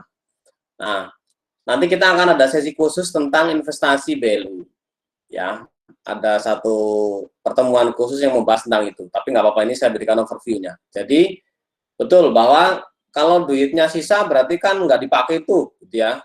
Terus gimana dong? Ya, yang pertama tentu sisa saldo awal itu, gitu ya, itu akan dipakai nanti harus dimasukkan ke dalam RBA kalau mau dipakai, gitu ya. Kalau mau dipakai, jadi bisa aja BLU itu pakai duit itu dengan cara memasukkan saldo awal kasnya ke RBA kita, rencana anggaran tahunan ya. Jadi misalnya duit yang kemarin, sisa kemarin gitu ya, misalnya setahun kita biasanya budgetnya 100, dan ada sisa tahun kemarin 5, tahun kemarin lagi 10, tahun kemarin lagi ya. Totalnya kita udah punya selama 3-4 tahun terakhir 25. Mau dipakai bisa gitu ya, dengan cara dimasukkan ke dalam RBA, masukkan revisi saldo awal untuk meminta izin gitu ya, bahwa saldo uang kita ini mau dipakai gitu ya, itu bisa. Kalau misalnya belum dipakai kan berarti idle tuh, itu tuh nganggur gitu ya. Nah, maka BLU itu punya kewajiban untuk memaksimalkan ya, optimalisasi idle cash gitu ya, dengan cara diinvestasikan. Nah, ini juga yang berbeda ya BLU dengan satker biasa. Satker biasa enggak ada ceritanya dia menginvestasikan dana gitu ya, nggak ada. Ya, karena apa? Ya satker biasa duitnya kan adanya di KPPN ya, atau dicarikan lewat KPPN, duitnya adanya di rekening kas negara, anggaran dia itu dia tidak pegang uangnya gitu ya. Satker biasa itu tidak pegang uang, yang pegang uang adalah KPPN gitu ya, atau yang pegang uangnya ada di rekening kas negara dicairkan melalui KPPN. Nah, satker biasa nggak pegang uang. Tapi kalau BLU itu pegang uang, katanya pendapatan yang dari hasil layanan itu disimpan di rekening dia sendiri ya, disimpan sendiri, jadi uang di sakunya dia ada uang gitu. Tanya nggak dipakai itu disuruh diinvestasikan gitu. Nah, kalau satker kan nggak, ya gimana mau investasi gitu, duitnya aja nggak dia pegang gitu, duitnya adanya di rekening kas negara, PPN lah gampangnya gitu. Jadinya ya kalau satker biasa ya nggak ada urusan investasi. Tapi kalau BLU karena duitnya itu ada di dia sendiri, nah kalau nggak dipakai itu dia punya kewajiban untuk menginvestasikan. Nah, biasanya ditaruh di instrumen investasi yang paling aman adalah deposito gitu ya. Nah, kalau satker biasa itu nggak boleh, dilarang gitu ya. Misalnya dana dari KPPN ditarik, didepositokan gitu ya, nggak boleh gitu. Tapi kalau BLU malah disuruh gitu ya, karena apa? Udah duitnya pegang aja, nggak usah distorin ke rekening kas negara gitu ya. Pegang aja di rekening BLU gitu ya. Tapi duit itu kalau mau dipakai, nggak dipakai dikembangkan atau diinvestasikan begitu. Hasilnya buat siapa? Hasilnya buat BLU sendiri gitu. Nah, terus gimana Menteri Keuangan atau KPPN bisa tahu? Oh, tahu gitu ya. KPPN atau Menteri Keuangan itu tahu duit yang dipegang oleh BLU berapa. Tahunya dari mana? Tahunya dari rekening tadi. Ya, BLU itu menyimpan duitnya di rekening. Nah, rekening tempat BLU menyimpan uang itu terdaftar sebagai rekening kas negara. Gitu ya, didaftarkan ke KPPN. Jadi KPPN atau Menteri Keuangan itu tahu Ya, BLU itu nyimpen duit berapa, gitu ya, dipakai atau enggak, gitu ya, ditaruh di mana itu dia tahu. Gitu. Jadi bukan berarti Menteri Keuangan lepas kontrol gitu ya, udah simpen duitnya sendiri gitu ya, udah. Dan Menteri Keuangan tetap tahu, gitu ya. Jadi tadi ya, dana dari akumulasi ini memang kadang-kadang menjadi besar, gitu ya, karena tadi kalau mau dipakai itu harus masuk ke dalam RBA dan itu ada prosedurnya juga cukup lama sehingga umumnya BLU itu akan udah biarin aja dulu, gitu ya, sisa-sisa dari tahun sebelumnya itu diakumulasikan. Nah, nanti kalau sudah mencapai jumlah yang lumayan gitu, itu barulah akan dipakai misalnya untuk bangun gedung, gitu ya, atau mau dipakai untuk apalah gitu ya. Kalau duitnya sudah kira-kira cukup gitu ya. Nah, selama ini terakumulasi, memang akan jadi dana idle gitu ya, seperti nggak dipakai gitu ya. Tapi tadi BLU punya kewajiban untuk mengembangkan atau menginvestasikan idle cash itu. Gitu ya. Nanti kita ada pertemuan khusus, saya lupa lah pokoknya di pertemuan yang kesekian gitu, itu akan ada topik kita khusus tentang investasi BLU gitu ya, atau optimalisasi. Namanya sih bukan investasi ingat saya, itu namanya optimalisasi kas itu. Oke, Rizky sudah ya. Tadi siapa lagi? Dava. Baik Pak, sudah Pak, terima kasih. Permisi Pak, izin bertanya. Silakan.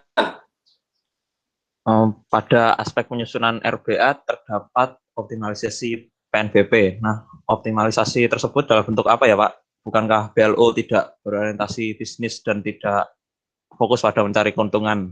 Terima kasih Pak. Ya, terima kasih. Pertanyaannya bagus, Dava. Optimalisasi PNBP.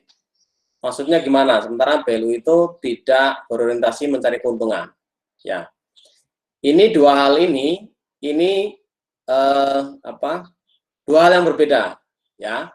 Antara optimalisasi PNBP dengan mencari keuntungan, ini dua hal yang berbeda, ya. Jadi jangan dijadikan satu. Yang dimaksud dengan optimalisasi PNBP adalah BLU itu memaksimalkan potensi-potensi pendapatan, ya. Jadi misalnya BLU rumah sakit, tapi punya gedung gitu ya, atau kayak BLU perguruan tinggi lah yang rata-rata punya gedung ya, rumah sakit mungkin jarang. Perguruan tinggi ya, seperti STAN juga punya gedung ya, BLU gitu ya. Perguruan tinggi juga banyak yang punya gedung-gedung pertemuan. Nah, itu yang dimaksud dengan optimalisasi adalah dimaksimalkan nih. Kalau memang nggak dipakai ya, urusan utamanya memang gedung, misalnya gedung seperti aula atau apapun sebutannya ya, balerung atau auditorium atau gedung pertemuan gitu ya. Ya, tujuan utamanya dipakai untuk pelayanan pendidikan, untuk mahasiswa, untuk perkuliahan dan sebagainya, kuliah umum gitu ya. Tapi kalau dalam tertentu yang tidak dipakai, boleh juga tuh disewain gitu ya, supaya apa? Supaya dapat duit gitu. Itu yang maksud optimalisasi kayak gitu. Jadi kalau ada aset-aset yang misalnya ini untuk mahasiswa misalnya Senin sampai Jumat, kalau Sabtu Minggu itu bisa disewa ruangannya untuk pernikahan atau apa, itu kan dapat duit tuh ya, nanti bisa dipakai untuk perawatan kayak gitu. Jadi itu yang dimaksud dengan optimalisasi kayak gitu ya, dari sisi misalnya penyewaan aset. Atau yang kedua misalnya optimalisasi PNBP dengan cara memberikan layanan baru gitu ya. Kalau kampus misalnya membuka program studi baru supaya nanti akan muncul pendapatan baru gitu ya, dioptimalkan misalnya, dosennya udah banyak gitu ya, jumlah kelasnya dinaikin misalnya gitu ya. Atau rumah sakit membuka layanan baru gitu ya, layanan yang kelas eksekutif misalnya, karena apa, kita sudah punya fasilitasnya, dokternya sudah ada, nah kita maksimalkan gimana caranya supaya pendapatan itu sumber daya yang kita punya itu enggak sia-sia gitu ya, terpakai dengan maksimal. Nah, masalah yang kedua, hal yang kedua, mencari keuntungan itu hal yang berbeda lagi, gitu ya. Jadi optimalisasi PNBP itu tidak bermakna bahwa BLU itu mencari untung banyak, enggak, gitu ya. Jadi optimalisasi PNBP maksudnya adalah sumber daya yang ada itu dimaksimalkan, tadi ya, aset nggak kepake disewain, gitu ya. Dokter banyak bisa buka layanan baru gitu ya. Kita punya gedung nganggur, dosennya banyak, bisa buka program studi yang baru kayak gitu. Jadi itu dimaksimalkan. Nah, kalau untuk urusan mencari keuntungan itu lain. Jadi misalnya tadi gedungnya disewain gitu ya, mau cari untung berapa nih? Gitu, atau tarifnya berapa? Nah disitulah kita hitung. Gitu ya. Oh gedung ini listriknya segini, kemudian kalau mau dipakai perawatannya segini, maka harga sewanya sehari atau sejam sekian. Nah disitulah nanti kita akan ambil margin gitu. Oh kalau gedung X ini kalau di total gitu ya, dalam sehari misalnya habis biayanya kira-kira sekitar 20 juta gitu ya, maka kita sewakan dengan harga 25 misalnya, kita ambil keuntungan 5 juta gitu. Nah disitulah kita dapat untung, dapat margin gitu ya. Tapi tadi kembali kepada apa namanya, ya kembali kepada asalnya BLU adalah tidak mengutamakan mencari keuntungan, maka yang dilakukan adalah ya gedung ini memang tidak tujuan utamanya untuk disewakan gitu ya. Tujuan utamanya adalah untuk pendidikan, untuk ya mahasiswa, kuliah umum dan sebagainya. Di saat tertentu boleh kita maksimalkan gitu ya. Tapi tadi tidak kemudian misalnya biayanya cuma 20 kita sewain 50 juta. Itu kan jadinya jadi terlalu berlebihan mencari labanya. Gitu. Nah, disitulah dikontrol oleh pemerintah dengan cara ditetapkan tarif layanan. Begitu ya, tarif layanan bahwa ini gedung ini ya sewanya segini karena sudah dihitung sama Kementerian Keuangan gitu ya. Pada saat awal pengajuan tarif itu sudah disajikan datanya bahwa gedung ini sehari kira-kira butuh biaya segini, sehingga kalau mau disewakan kita ambil untung sekian gitu ya. Pertama disewakannya itu hanya pada saat tertentu yang di luar akademik, kemudian keuntungannya pun tidak banyak gitu. Jadi sekali lagi ini dua hal yang berbeda ya, antara optimalisasi pendapatan dengan mencari keuntungan, gitu ya. Ini tidak bukan satu paket, gitu ya. Optimalisasi pendapatan, kalau kita mengoptimalkan pendapatan dan nggak dapat untung nggak masalah, gitu ya. BLU tidak masalah. Jadi udahlah disewain sekedar buat supaya nggak rusak, gitu ya. Supaya kita dapat income buat pendapatan, gitu ya. Kemudian harga sewanya juga pas-pasan tuh untuk nutupin biaya maintenance-nya doang, nggak dapat untung, nggak apa-apa gitu. Sama juga misalnya ada gedung baru, gimana kalau kita buka layanan instalasi baru di rumah sakit gitu ya, tarifnya berapa, tarifnya segini, dapat untung nggak dapat untung gitu ya, nggak apa-apa gitu, tapi paling tidak ada pemanfaatan secara optimal gitu. Gitu ya. Ada lagi? Terima kasih Pak.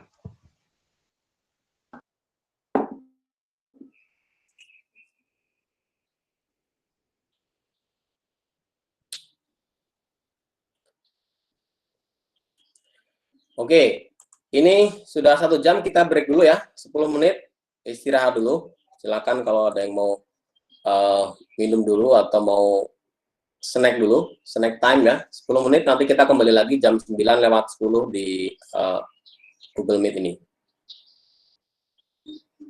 Baik, Pak. Baik, Pak. Baik, Pak.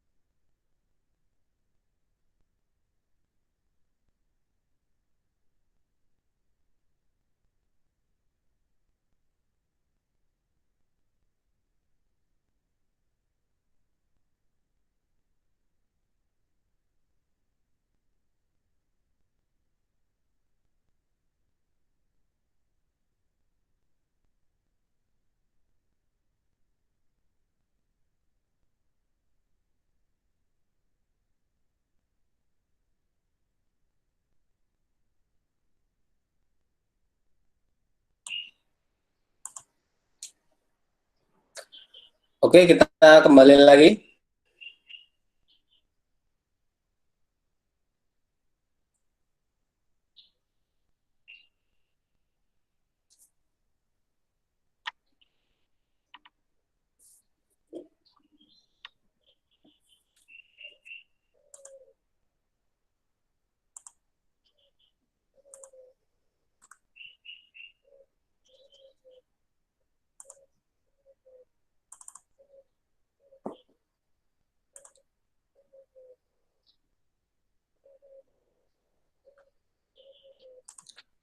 Kita lanjutkan untuk detail dari RBA yang berlaku di BLU.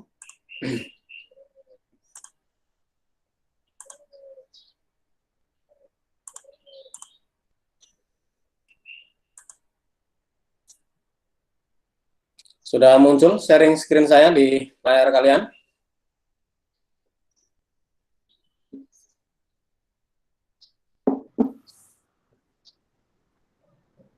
Sudah, Pak.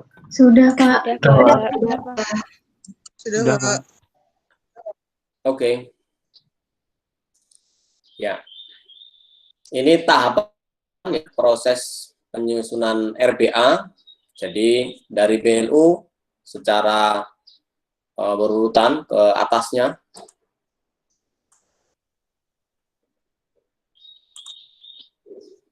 Ya. Ke kementerian lembaga induknya masing-masing. Kemudian dimintakan persetujuan ke Dewas, gitu ya. Jadi tadi kalau tidak punya Dewas ya berarti ditandatangani oleh kementerian induknya. Kemudian masuk ke Dirjen Perbendaharaan. Nah, di Dirjen Perbendaharaan inilah dia melakukan analisis ya dari berbagai macam sisi. Nah, di dalamnya akan di split gitu ya. Jadi kalau yang satker biasa itu kalau RKA itu hanya masuk di DJA. Nah, tetapi kalau untuk RBA itu akan masuk ke DJA dan juga masuk ke Direktorat Pembinaan Pengelolaan Keuangan BLU. Gitu. Ini prosesnya kurang lebihnya sama, yang membedakan hanya itu aja, bahwa kalau RBA itu dia akan mampir ke Direktorat PKBLU gitu ya, untuk analisis reviewnya, gitu ya, penelaahannya itu akan masuk ke Direktorat Pembinaan PKBLU. Nah, kalau ini secara teknis, contoh ya, format atau sistematika RBA, ada executive summary, kemudian ada gambaran umum, ya, profil BLU-nya, kemudian kinerja tahun sebelumnya. Jadi hampir sama seperti Renstra tadi. Renstra juga sama, kita mengevaluasi dulu yang 5 tahun yang sebelumnya, baru nanti 5 tahun yang akan datang. Nah, RBA sama mengikuti konsep itu, jadi evaluasi tahun sebelumnya dan rencana tahun ini, gitu ya, atau tahun berikutnya. Jadi evaluasi yang sebelumnya dan kemudian rencana yang berikutnya. Nah, pencapaian kinerja target-target tahun sebelumnya ya. Jadi kalau yang tahun X-1 ini berarti tahun sebelumnya, kalau tahun X berarti tahun yang sekarang. Nah, ini kalau dibandingkan dengan Renstra kurang lebihnya sama. Nah, nanti ada ikhtisar target pendapatan, ikhtisar belanja, kemudian nah yang membedakan yang poin terakhir itu ambang batasnya ya. Ambang batas atau fleksibilitas atau fleksibel budget itu berapa persen. Begitu, ini masuk di dalam RPA, masuk di dalam TIPA juga. Gitu. Ini jadi ringkasnya kalau RKA, kalian sudah pernah lihat bentuknya RKA ya. Ini di belakang saya kira ada contohnya. Kalau RKA itu didominasi dengan angka-angka gitu ya, angka-angka yang sudah ada formnya. Ya kalian sudah belajar sampai dengan aplikasi RKA kan, gitu ya. Jadi ya dia formulir yang isinya perhitungan angka berapa kali berapa gitu ya, berapa jam kali berapa bulan kali berapa tarif kayak gitu. Itu isinya kan angka-angka begitu. Nah kalau RBA itu isinya lebih banyak deskripsi. Jadi mendeskripsikan, tidak hanya angka, angka-angkanya dilampirkan, tapi kemudian dijelaskan. Gitu. Jadi kalau RKA kan didominasi dengan angka, tidak banyak penjelasan, gitu ya. hanya kegiatan apa, volumenya berapa, tarifnya berapa, kemudian angkanya berapa gitu ya. Nah, kalau RBA nggak begitu. RBA itu masing-masing item tadi harus dideskripsikan, harus dijelasin. Kayak gitu. Jadi lebih banyak unsur deskriptifnya karena ini meniru perencanaan anggaran di korporat. Kalau di perusahaan itu namanya RKAP, rencana kerja dan anggaran perusahaan. Itu nah. Kalau di BLU disebut dengan RPA. Jadi RPA itu meniru konsep RKAP di perusahaan. Gitu. Makanya formatnya jadinya begitu. Formatnya jadinya lebih banyak deskripsinya ya dibandingkan dengan atau tidak didominasi dengan perhitungan angka berapa kali berapa gitu ya. Kalau RKA itu didominasi dengan perhitungan angka-angka, tidak banyak penjelasannya gitu. Oke. Jadi target PNBP dan target belanja itu kemudian ya target PNBP BLU tentu akan dimonitor ya di Direktorat PNBP, kemudian menjadi bagian dari RPA dan hitungannya akan menggunakan tarif layanan. Jadi database tarif layanan itu akan masuk ke dalam database RKA ya. Jadi pada saat menghitung RKA, itu kita mengacu kepada tarif-tarif yang sudah ditetapkan. Gitu ya. Baik satker biasa maupun satker BLU itu sama prinsipnya ya. Bahwa angka-angka RKA itu kalau perkalian, dari mana sumbernya? Ya dari database. Database-nya dari mana? Ya dari tarif yang sudah ditetapkan. Gitu ya. Baik itu standar biaya masukan maupun standar biaya keluaran. Gitu ya. Kalian sudah paham konsep tentang itu. Ini struktur ya pendapatan yang masuk di dalam RPA ya, pendapatan BLU ya, yang tadi poin A ini yang kalau pakai bahasa sederhana ya pendapatan sendiri, dia pendapatan hasil layanan. Pendapatan BLU itu dari mana aja gitu. Ya selain poin E ya, poin E yang tentu ini adalah pendapatan dari APBN atau porsi rupiah murni gitu. Nah, porsi rupiah murni itu atau pendapatan APBN itu sesuai dengan ketentuan APBN dan sama dengan satker biasa, satker lainnya. Nah, poin yang pendapatan PNBP inilah yang berbeda. Gitu ya. Pendapatan hasil layanan artinya pendapatan, ya kalau di rumah sakit berarti dapat dari pasien, kalau di PLU universitas berarti dapat dari mahasiswa, begitu. Kemudian ada hibah, ini kalau ada gitu ya. Ada hibah ataupun hasil kerjasama, termasuk dari hasil usaha. Jadi seperti hasil investasi tadi ya, menempatkan dana idle di deposito atau investasi tertentu, maka pendapatannya pun akan menjadi pendapatan BLU sendiri gitu ya. Ya, jadi itu skemanya seperti itu ya, pendapatan BLU, item-itemnya ya secara umum itu dibagi jadi dua ya, sumber pendanaan BLU itu dari APBN maupun dari pendapatan sendiri, gitu ya. RM dan PNBP. Ya, ini sumber-sumber tadi ya, sumber-sumber tadi yang bisa diklasifikasikan jadi dua itu bisa digunakan untuk yang berasal dari pendapatan sendiri, ya, itu bisa digunakan secara langsung, gitu ya. Artinya saya bilang tadi disimpan sendiri. Ya disimpan sendiri. Sementara kalau uang yang dana yang sumbernya dari APBN, yaitu adanya di rekening kas negara atau di KPPN. Artinya kita kalau mau ngambil ya harus pakai SPM. Jadi uangnya atau dananya adanya di rekening kas negara yang katakanlah dipegang sama KPPN, gitu ya.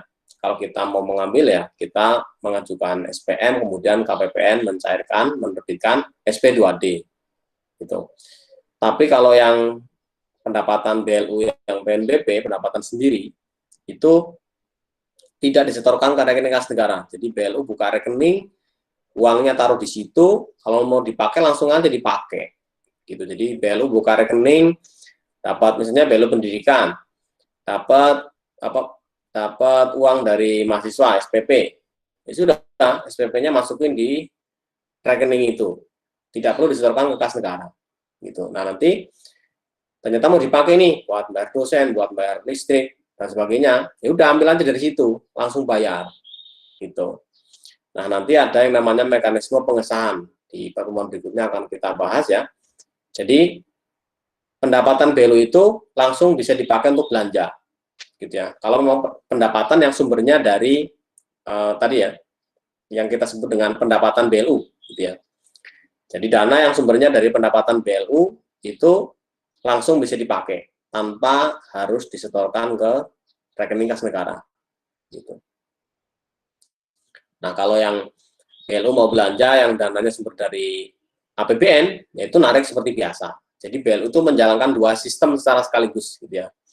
Pertama adalah sistem APBN yang pakai SPM, yang pakai penarikan itu. Kita kalau mau belanja itu harus narik uang KPPN misalnya gitu ya, dimasukkan ke bendahara, kemudian nanti dibelanjakan gitu ya. Itu mekanisme yang UP gitu ya, uang persediaan, dan ada juga yang mekanisme LS bendahara. Itu. Tapi bisa juga kita membelanjakan dengan mekanisme LS yang langsung ke pihak ketiga gitu ya. Dari rekening kas negara langsung kita minta KPPN transfer kepada pihak yang bersangkutan. Gitu ya. Itu mekanisme seperti itu berjalan di Satker biasa dan di Satker BLU pun berjalan. Kalau memang dia belanja yang sumber dananya adalah dari APBN. Jadi di dokumen anggaran BLU, di RKA, di aplikasi RKKL dan seterusnya itu sudah ada tandanya. Ya, belanja ini sumbernya dari yang mana?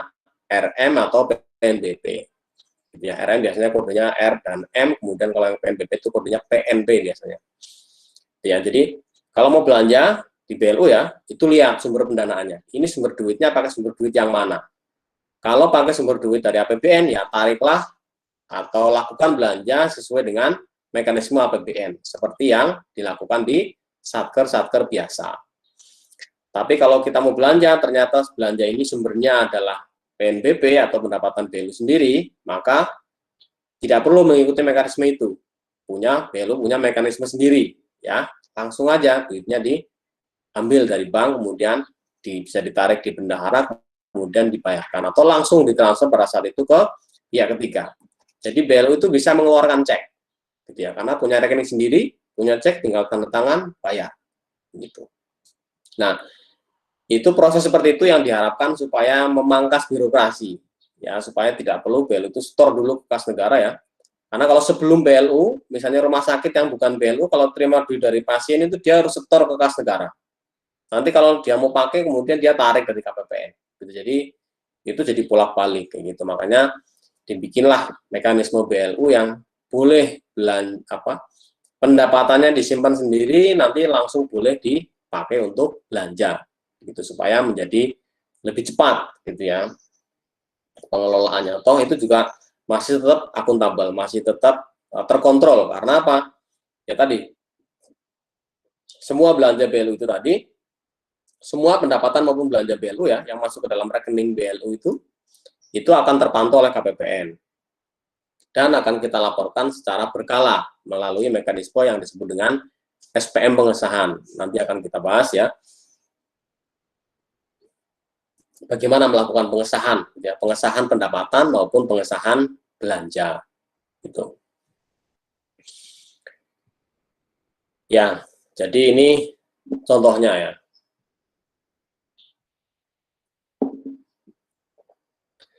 Akun-akun BLU itu kalau kalian buka di aplikasi di RKKL itu ada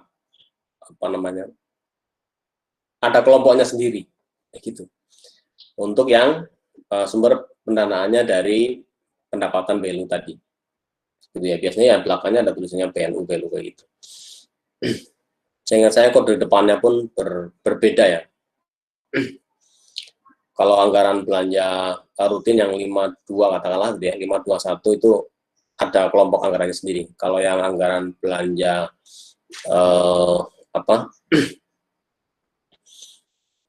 53 itu seingat saya kodenya 537 gitu ya. Jadi kalau yang lainnya yang bukan 537 itu Satker biasa, kalau yang untuk yang BLU itu diawali dengan angka itu.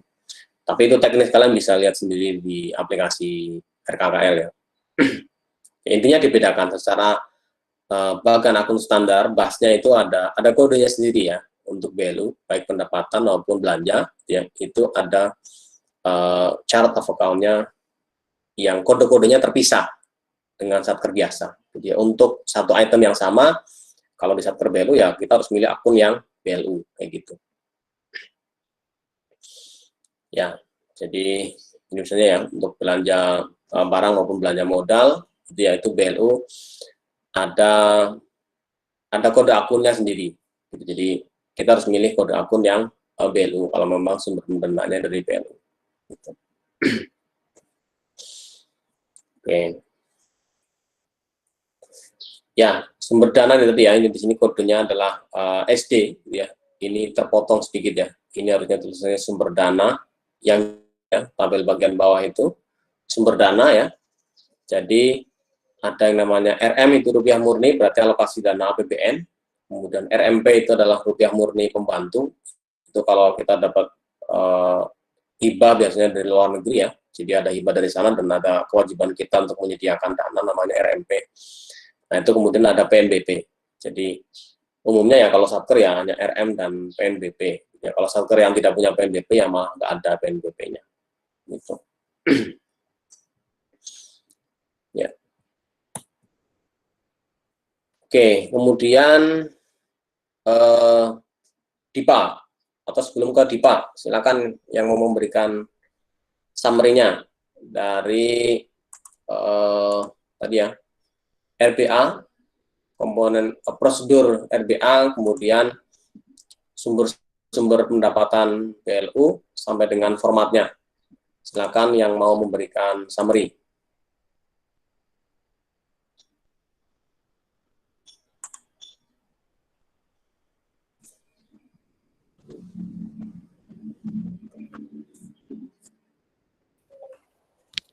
Izin menyampaikan summary, Pak. Ya, silakan.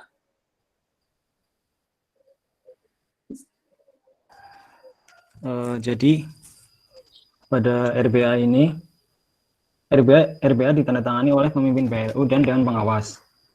Jika tidak punya Dewan Pengawas, pejabat yang ditunjuk oleh menteri atau pimpinan lembaga, lalu dianalisis oleh DCPP. Dalam melakukan analisis, DCPP dapat melibatkan Jenderal Anggaran, KL, dan BLU. Lalu pada sistematika format RBA, terdapat ringkasan eksekutif yang memuat uraian singkat mengenai rencana bisnis atau kegiatan dan target pencapaian serta rencana pendapatan dan biaya. Lalu ada kinerja tahun sebelumnya dan tahun ini yang berisi gambaran kondisi BLU dan pencapaian kinerja dan target kinerja BLU. Uraian pencapaian kinerja tahun sebelumnya dan target kinerja yang akan dicapai pada tahun ini, program kinerja strategi sesuai dengan rencana bisnis.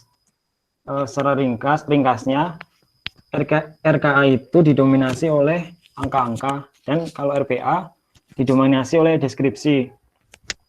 Angka dilampirkan, tetapi dijelaskan deskripsinya. Lalu pada target PNBP dan belanja, Satker BLU setiap tahun menetapkan target PNBP BLU. Target PNBP disusun dan memperhatikan rencana bisnis dan kualitas pelayanan.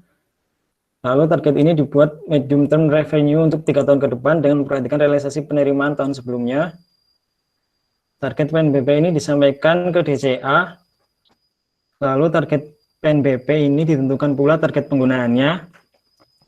Lalu dimasukkan sebagai bagian dari RBA.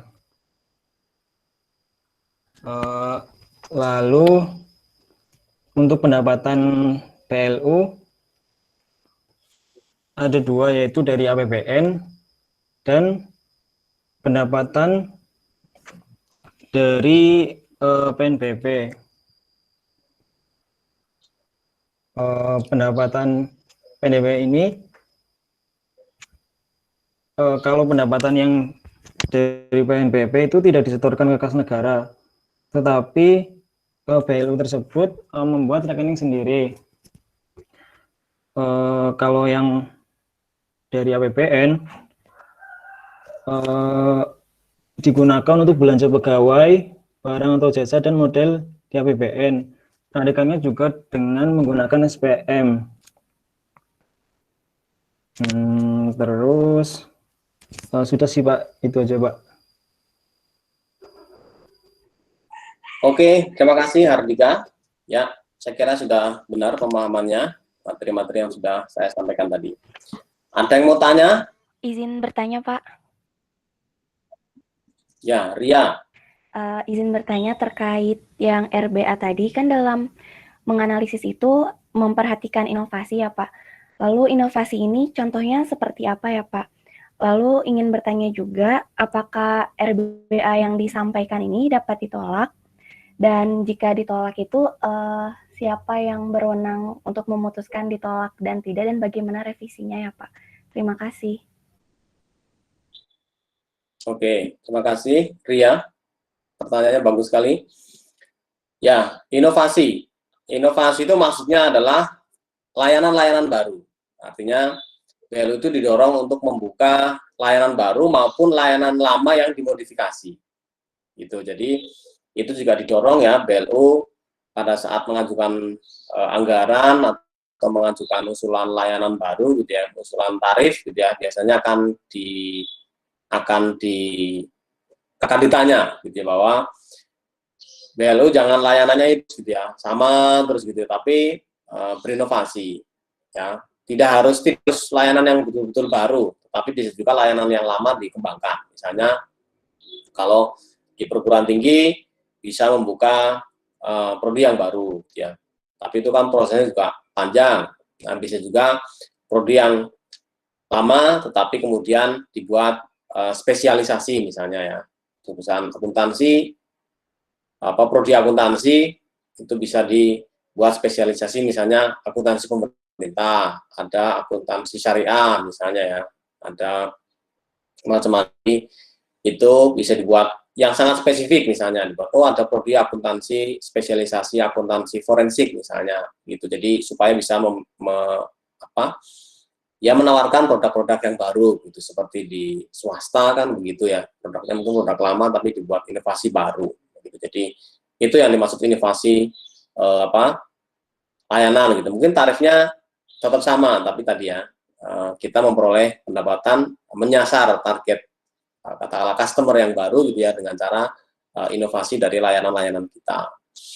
Kemudian kalau RBA apakah bisa ditolak? Itu enggak ya. RBA itu sama seperti RKA. Jadi artinya ditolak secara keseluruhan itu tidak mungkin. Tetapi untuk program-program tertentu yang kita usulkan itu ada yang ditolak, yaitu sudah pasti ya. Tidak mungkin kita mengusulkan kegiatan 100 item kemudian diterima 100 item itu dalam prakteknya tidak pernah terjadi gitu. Artinya selalu ada yang dikoreksi, selalu ada yang dikurangi, selalu ada yang di-delete gitu ya sama DCA pada saat penelaahan atau diskusi. Gitu ya, itu sudah sebuah kepastian lah gitu ya. Tidak mungkin ngusulin anggaran itu diterima 100%. Tapi dalam arti ditolak secara keseluruhan gitu ya, itu nggak mungkin juga gitu ya. Jadi ya namanya mengusulkan anggaran ya ada yang diterima, ada yang ditolak. Kalau yang ditolak gimana? Yang ditolak ya nggak jadi gitu. Kita usulkan yang baru atau dikurangi. Biasanya diterima tapi anggarannya jangan segitu gitu ya, dikurangi.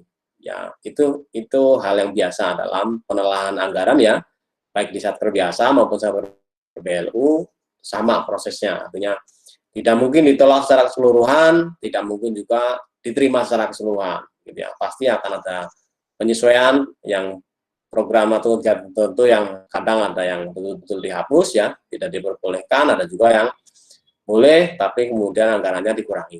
Ya. Ada juga yang setelah negosiasi ternyata anggarannya malah ditambahi gitu ya. Ya itu proses yang biasa dalam pengusulan anggaran gitu. Oke. Kita lanjut ya sedikit lagi, nanti 30 menit terakhir untuk latihan soal. Terakhir tentang DIPA BLU. Jadi saya yakin kalian sudah paham mengenai istilah DIPA. DIPA itu ada DIPA induk dan DIPA petikan. Artinya kalau yang diterima di Satker yaitu DIPA petikan gitu ya. Kita sebut aja DIPA gitu.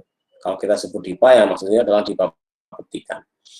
Nah, mestinya prosesnya adalah RBA gitu ya, BLU itu menyusun RBA, kemudian RBA itu menjadi DIPA gitu ya, meskipun ini pada prakteknya susah ya. Pada prakteknya tetap aja BLU bikin DIPA dulu, nanti habis bikin RBA gitu. Tapi ya ini dua proses yang apa namanya, ya memang mestinya disusun secara bersamaan gitu. Hanya saja kalau DIPA atau RKA ya, RKA yang disusun angka-angka yang kita entry di dalam aplikasi RKKL itu, kalau apa endingnya adalah di summary menjadi sebuah DIPA gitu ya, itu kan aplikasinya sudah terstandar ya. Sementara RBA itu bentuknya deskriptif, itu tidak apa, hanya ada summary, hanya ada ikhtisar yang menjembatani RBA menjadi RKA gitu, sehingga umumnya malah justru akan menyusun RKA-nya dulu gitu ya. Tapi sama telur lah gitu ya, mana yang harus duluan gitu. Ya intinya adalah ayam dan telurnya harus ada dua-duanya gitu. Terserah mau yang mana duluan. Gitu. DIPA petikan BLU ini ya samalah dengan DIPA petikan satker biasa. Gitu, kita DIPA kita bisa cetak sendiri. Ya, tadi ya yang membedakan DIPA BLU dengan DIPA satker biasa adalah gitu ya, saldo awal kas. Nah, kalau pendapatan, kalau satker biasa ada pendapatan, belanja, setiap satker akan punya, memungkinkan juga adanya pembiayaan kalau BLU itu punya utang ya, kemudian ada saldo akhir, dan tadi ya, ambang batas berapa persentase gitu. Ya, itu kekhususan BLU, DIPA BLU. Nah, ada kemungkinan DIPA BLU juga atau BLU juga punya surplus dan defisit ya. Ya, umumnya surplus gitu ya. Kalau defisit itu jarang terjadi ya, meskipun kalau defisit itu akan bisa ditutup dari APBN gitu. Tapi itu jarang terjadi ada BLU yang defisit, sehingga umumnya BLU adalah surplus, yang mana surplus tadi kita sudah bahas bisa dibawa ke tahun berikutnya. Tuh. Ya, itu pengelolaan surplus defisit di BLU, saya kira ini terakhir ya. Ya, revisi RBA, ya, sebagaimana RKA, RBA juga bisa direvisi, gitu ya. Ketika kondisi tertentu, ada perubahan program, ada apa tadi ya, penerimaan yang melebihi target, begitu ya, atau saldo awal tadi mau dipakai, itu juga wajib direvisi RBA-nya. Gitu. Nah, tapi proses revisi ini tidak sebentar, sehingga prosesnya akan lama. Maka tadi kalau misalnya tidak mau repot ya disesuaikan aja belanjanya gitu. Kalau berkurang ya, kalau tambah ini wajib. Kalau belanja mau melebihi pagu ya sesuai dengan ambang batas fleksibilitas, ya mau nggak mau harus revisi RBA. Gitu. Ya, berikutnya adalah penggunaan saldo awal kas yang tadi saya sudah bahas ya. Jadi itu juga memerlukan revisi RBA.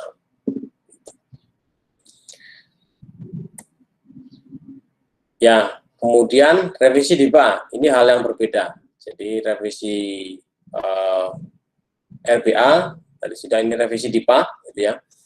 Revisi DIPA ya, sebagaimana satker biasa, gitu ya. Kalau ada geser-geser anggaran ya, DIPA-nya direvisi, gitu ya. Ya, baik itu yang dari PNBP maupun dari APBN. Ya. Jadi ada anggaran yang cukup dengan revisi DIPA, pergeseran anggaran, perubahan anggaran ya, yang cukup dengan revisi DIPA. Tapi ada juga yang harus dengan revisi RBA tadi. Makanya kalau yang revisi RBA ya itu urus berat, karena sebelum revisi itu revisi RBA dulu. Itu menggunakan saldo awal atau tadi ya penggunaan ambang batas gitu ya, itu revisi RBA. Perubahan revisi ambang batas, perubahan ambang batas. Jadi kelar habis itu baru diajukan revisi DIPA. Gitu. Revisi DIPA-nya aja. Gitu. Oke. Sudah, silakan ada yang mau tanya? Materi dari awal sampai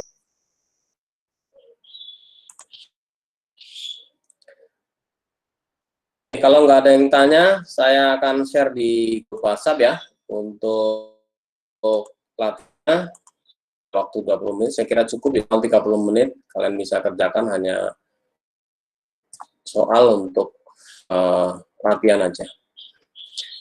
Oke, sesi di Google Meet saya akhiri sampai di sini. Sampai ketemu lagi minggu depan.